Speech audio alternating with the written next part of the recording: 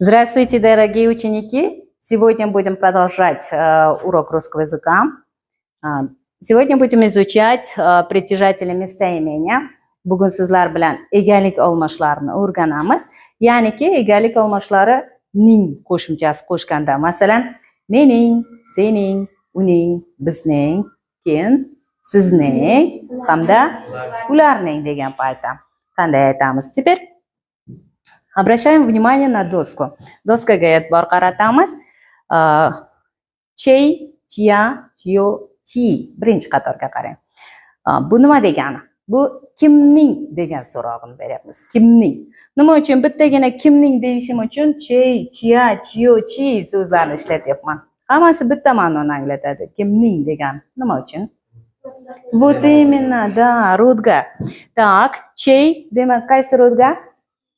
Мужской rodga. Kimning? Так, chia. Ага, chio. Chi. Молодцы. Ko'plikniki. Так, keling, oldin egalik olmoshlarini o'rganishdan oldin men, sen, biz, siz takrorlab olamiz, eslab olamiz. Ya. Sen, u, biz, siz, ular. Молодцы. Я, ты, он, она, мы, вы, они. Так, endi qarang. Мой, mening, мужской род uchun, правильно? Моя, moyo, мои. Endi bir yo'la talaffuziga ham e'tibor bering. Мой, мой, моя, моё, мои. Так, твой, sening, твоя, твоё hamda твои. Endi qarang. Nima uchun mana on anada bor yo'g'i его, ее turibdi. Chunki да, его o'g'il bolalar uchun, ее qizlar uchun, женский род uchun. Обращайте внимание, вот bunda masalan moy ishlatayotgan paytimizda faqat o'g'il bola emas. Yonida kelayotgan so'zga qarab moslashadi. Masalan, мой телефон. Telefon qaysi rod deydi? Мужской род. Молодцы. Моя сумка. Sumka qaysi rodda? Моё яблоко. Молодцы. Моё задание. Да, нет, моё задание. Средний род. Молодцы. Мои друзья. Ага, ko'plik, да. Так, теперь, demak, yonida kelayotgan so'zni rodiga qarayapmiz. Bu yerda esa egasiga qaraymiz. Kimga tegishli? Мужской род или женский род? Masalan, aytaylik, ruchkani aytyapman. Ну, Fayozbekka tegishli.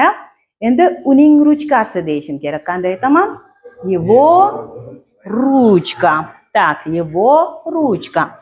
Так, aytaylik, Xurshidaga tegishli. Как будет? Ее ручка. Хорошо. Endi qarang. Nаш, naša, naše, naši. Bu bizning degani. Vash, vasha, vashe, vashi. Sizning degani. Tak, xuddi shunday, mana bunga analog ular их. Их, ularning. Masalan, их одноклассники tarjima qilamiz. Aha, ularning sinfdoshlari. Их семья. Aha, ularning oilasi. Так, keling bir yo'la указательный местоимение bilan, ya'niki bu deb ishlatamiz. Bu esa deb qanday bo'ladi? Смотрите. Shunda a predlogi bor. Esa deb anglatadi. Masalan, bu ruchka meniki, bunisi esa seniki deyishim kerak. Так, это моя ручка, а это seniki, sening ruchkang. Твоя ручка. Молодец. Молодцы. Endi aytaylik, bu telefon meniki, bunisi esa seniki. Это мой телефон, а это твой telefon. Молодцы. Keling endi o'sha nimaga savol berib ko'ramiz. Kimning telefoni bu deylik? Это qani kimning telefoni? Savolni beramiz. Birinchi telefon qaysi rod deydi? Mужской rod. Demak, mужской rodni savolni tanlaymiz. Это чей telefon? Это чей telefon? Так, aytaylik, bu kimning uyi deymiz, qani? Это чей dom? Молодцы. Так, bu kimning sinfi? Чей класс? Это чей класс? Так, bu kimning singlisi? Это? Ага, это чья сестра? Это чья сестра? Так, bu kimning sinfdoshlari? Это чьи одноклассники? Молодцы. Так, Quvonchbek, смотри. Bu ularning uyi deylik. Qani, bu ularning uyi. Как будет? А ну-ка, думаем. Uy nima edi? Dom, xo'p. Demak, bu ularning so'ziga qaraymiz, doskaga qarang. Это их dom. Так, javob berayotganda hech qanaqa xavotirga tushmangda, erkinroq, xato qilib o'rganamiz. Правильно? Shunchaki birdan to'g'ri gapira olmaymiz. Shuning uchun, когда gapirsangiz, tez o'rganasiz. Bekori просто говорить demayapmiz. Baribir ham o'ylab ko'ring. Birinchi gapirayotganda kichkina bolacha qanday gapiradi? Xatolar bilan nonni ham nana yoki nan, правильно? Shuning uchun takrorlaysiz, o'rganasiz. Так, еще дальше. Bu bizning maktabimiz. Ага, это наша школа. Молодцы. Так, aytaylik, bu sizning uyingiz. Это? Ага, молодцы. Это ваш dom. Молодцы. Так, darsimiz sizga tushunarli bo'ldi deb o'ylayman. Hurmatli o'quvchilar, demak, мой, моя, наш, наша, твой, твоя, umuman barcha olmoshlar uchun gap tuzib ko'rasiz. Вообще-то, uyda mustaqil tarzda gap tuzing. Hurmatli o'quvchilar, videomiz oxirida sizlar uchun topshiriqlar bor. Kirib ko'rib, bemalol bajarib, yozib tashlasalaringiz kommentariyaga javob beramiz.